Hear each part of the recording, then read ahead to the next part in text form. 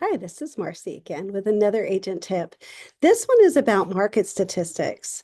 So, if you are wanting to put together some quick market stats that you can put out there to your clients, or maybe just your base and your social media account or whatever, we have some real quick and easy ways of doing that within our MLSs. So, what I'm going to focus on today is Georgia MLS and FMLS. So first MLS and Georgia MLS. And so I'm going to share my screen real quick so I can show you.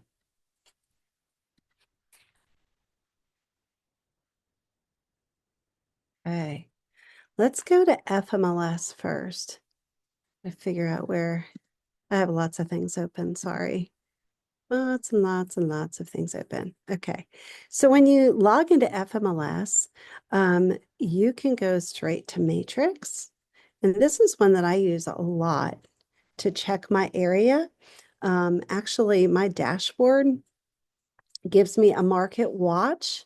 And this is a great tool to use on a regular basis when you are working in a specific area. So for instance, my area that I like to work in is Cartersville. That's where I live. That's where a lot of my friends are, and not everybody, obviously, but that's kind of my primary area. So in order to find out how many new listings, how many back on markets, and so on have happened in the last 7 days, I can look at this just very quickly as soon as I look at my dashboard. Now to customize this, you can click customize and you see I put in Cartersville, right? But you can put in whatever area that you're working in. For instance, my greater area would be Bartow County. So if I am going to work Bartow County and I want to see how the county's looking, I can even put parameters in. So like for instance, I have a listing coming in Canton. So I had kind of toggled this to Canton and then put in a price range to see how we were doing. Like, were there a lot of new listings in that price range? Were there, you know, what was going on in that price range. But for general market data, just to know what's going on in your market, you can just leave all of this blank. And you want to make sure that, if you're going to want to work with residential detached, you could attach that. So you just click save. And then when you come back, this is now toggled to all of Bartow County. You can then choose if you want to know what's happened in the last 24 hours.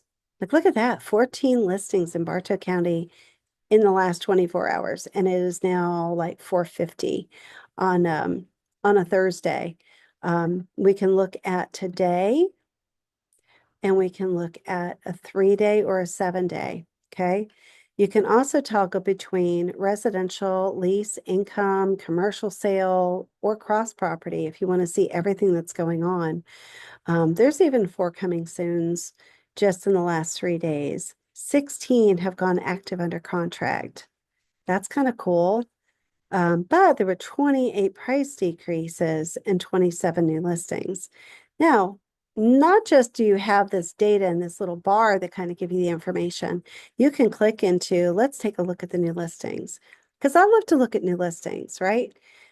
We should all kind of know what's going on with the market in our area so that when you bump into somebody at the grocery store and they say, well, what's going on in the market? And you can say, oh my gosh, in the last day, we've had 27 new listings come on, or in the last 3 days or whatever. So some of this is Ferguson Corners, right? What is Ferguson Corners? Well, you can click here and you can see what's going on with Ferguson Corners. It is builders, right? So it's a builder incentive program. They've got a really nice incentive program on inventory homes. This is all in Emerson. And so they've got, some pictures and so on of what it looks like. And you can go straight to that. If you want to go back, you just toggle back up here to home, to market watch, new listing, and look at all the new listings. Inside this FMLS thing too, if you want to see what the price points are like, you can make them high or low. Here's some lower ones. And since I did not choose a specific price point, this is the lowest priced property that's on the market today. Clark Creek Colony, mobile home, and then you can go back to the hot sheet. Okay. If you want further information inside of FMLS, there's other things you can do within stats. So this is something like I would check Market Watch on a regular basis, set it up for your area, look at it every day. When you get a look, look at the new listings, look at what went under contract, look at what closed, and you'll be able to start to kind of understand your trends. It'll also be like, oh, there's a vacant I can go take a look at, because if you find it to be a treasure hunt like I do, you might like to do that and just look at houses. Kind of gets you in the mood to go show them if you're kind of in a slump. So no slumps this season, no slumps. Anyway, stats. This is a cool little program here. So you can, and I've done this for years, use the stats from one year to the next year and told people, okay, so we've raised prices. This is the average price point now. This is how many closed last year. This is the list price and square footage ratio, sale price to list price ratios. So it gives you a lot of information that you can then go off of to create posts. So let's do the sale price versus list price ratio. So we're going to click on that. We're going to choose, I'm just going to use Cartersville because I know it. Cartersville, and let's see, don't want lease. I don't want commercial sale. I want residential detached and maybe residential attached. Those are the only two. That I want to know list price, sale price ratios. I only want FMLS, Cartersville, Georgia. Okay. Don't need to know any of this information or even price. So let's click generate. They give you a graph. Some of you are into graphs, some of you aren't. But look at that. It's really close to 100%. Went down a little bit in January of 2026. If you want the actual data, here's the actual data, and check this out. So you can say list price to sale price ratios in 2002. Look at how far over 100% they were. And even at the end of 21, they're all over 100%, right? But now we're at 97.8, 97.9, 97, 98, really. So if you price your home correctly, it's still going to come in a little bit under statistically. Okay. Now, again, you can export this as a CSV, which is like a spreadsheet file, but you can also make it a little bit more customized too. So if you go back and just click the back button, right? Back to our chart. Let's say you're looking at homes only in the $300,000 to $500,000 ratio, right? Let's just look at that. And you want to know sell price, list price. And maybe you want to know the closed price average versus list price average. You can click that. I think you can do both. No, you have to do one or the other. Well, we'll take a look at this. Click generate. Excuse me. Uh-oh, I've got the spin. It's the circle of patience, right? God's trying to teach us patience. Oh, because I didn't choose a city. That's why. My goodness. Let's make this a little easier on ourselves and the system and redo that. Oh, uh-oh.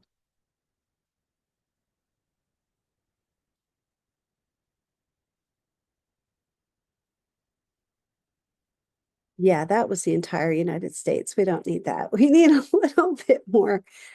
Oh gosh, little bit more centralized to where we are. But unless you do want to know the entire US, then you just have to be a little bit more patient. But 300 to 500,000 in Cartersville, closed price to average versus list price. Here we go. Actually, it doesn't look all that different than the last chart we saw. But if we look at the data, it's a little easier for me to read anyway. Close price 375, list price average. Look at that between the two price ranges. Then of course you can go back and do other things. Historic sales by year. This is another one that's very interesting. If we get rid of this and we're just looking at historic sales by year. And these are all presets, okay? This is not hard to figure. Here's your chart. Now, you can screenshot this real quick and throw it on in a post. Here you got a picture that looks cool. And here's some data from 2020 through 2025. Okay, historic sales and the number of sales. So it went down a little bit in 2023 in January, but it's come back up to be even more closings in 2025 than there were in 2020. Now, of course, we know that everything kind of hit the brakes and did weird things back in March, April, and May of 2020. And then it surged because everyone's like, I'm tired of being at home. Maybe we need a bigger house. Maybe we need something nicer. Hey, we have time to look. Let's go look. And yeah, the numbers are not back up to that, but that's not normal. So let's think about that. It's not normal yet. Okay. If you want even more information, you can click on customize. You can look at previous year. You can look at year to date, 2026, number of sales, and look at all these different things. Close price average, months of inventory. That's an interesting one to talk about with people. Group by month, how many prior years? 5. Okay, let's generate that. And there you go, months of inventory. Look at the months of inventory that have come up now. That's pretty crazy, isn't it? We have a lot of inventory, which is great for buyers, especially since rates just went way down. So that's really cool. I heard of somebody with a 5.25 on a 30-year conventional loan with no points paid. That's crazy, crazy low. I'm sure their credit was absolutely stellar. So anyway, this is through FMLS. There are so many things that you can do here. Play around with it, find what you are looking to do, what information you want, and you might even look through here and go, well, I don't know that I really want to see specific things. Look at the customization of what you can do to get your statistics out there. All right, so we're going to switch hats. I don't have a hat to give. I guess I can. There you go. Switching hats. We're going into Georgia MLS.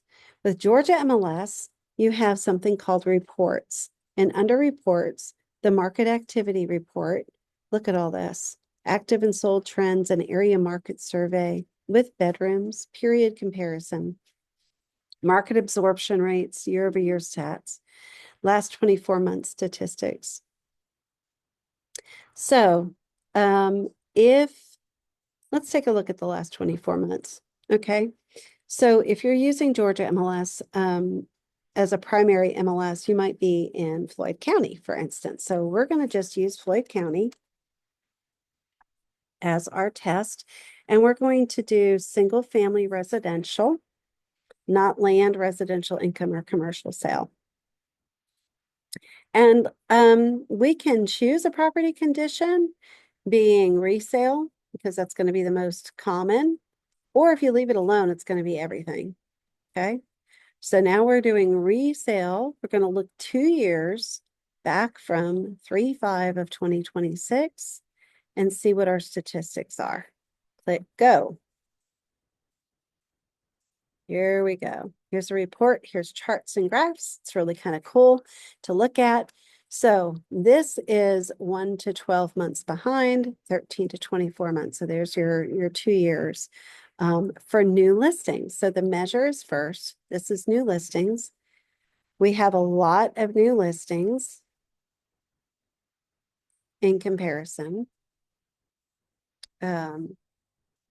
pending sales. You can take a look at this. Closed sales. A lot of this is very, very, very similar figures.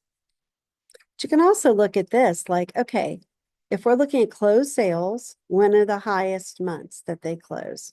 And it looks like April through July, and then again in September, and then again November and December, and then January is very low. So when you're looking at listing and you want it to close quickly, look at your pending sales too. When did they really go pending?